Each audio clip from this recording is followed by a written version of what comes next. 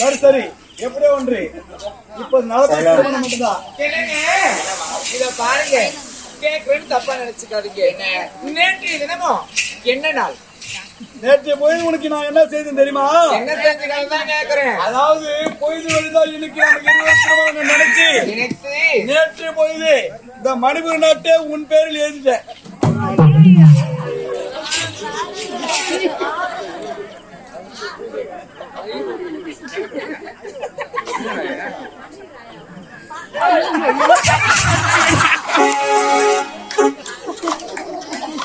தெரியாம தான் கேக்குறேன். நீ சுத்தி போட்டியா இல்ல சாப்ப கொடுத்துட்டு போறியா? என் சக்கா தெர வாயில வெத்தலை பாக்கு போட்டு மேலத்து பல்லுக தட்டி கையில் கொடுத்துருக்கோம். என்னது நாடகத்துல வந்தானுமா? என்ன கொழுப்பு பாத்தியா? அவன் வயிற்று வச்சுலமா போறாம இப்படியாப்பட்ட ஜோடி உலகத்திலே இல்லையே. சரி சரி, எவ்வளவு வயிறு ஏறி அவ்வளவு நல்லா இருப்பேன் நான். விடு விடு, ஒரு பேச்சா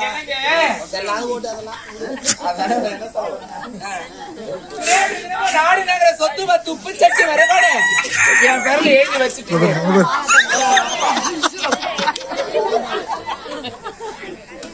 சேலன் சேலன்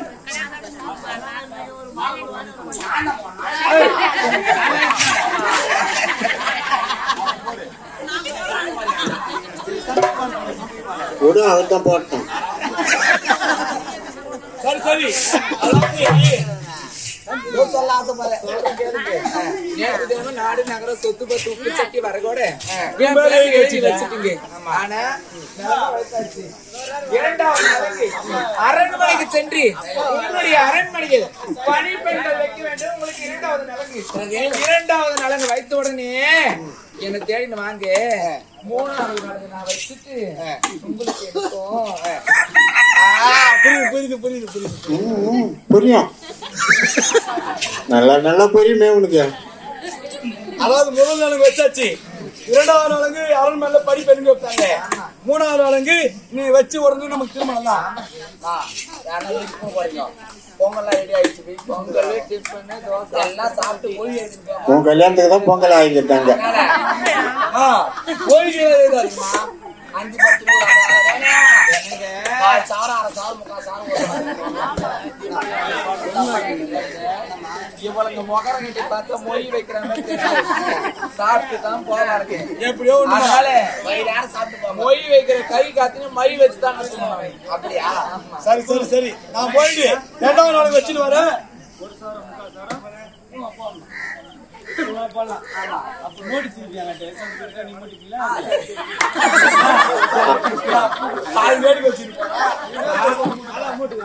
சரி 2வது நாள் வச்சுட்டு வரேன்.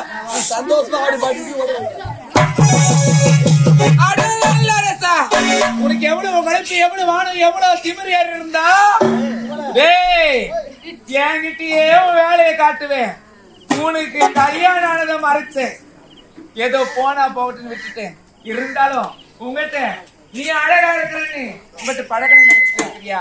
பையா, நாடு இருக்குது, நகர் இருக்குது, சொத்து இருக்குது, பத்து இருக்குது, சுகத்தை தரி என்பதற்காகத்தான் அவங்ககிட்ட நான் பழக்க வச்சுட்டேன்.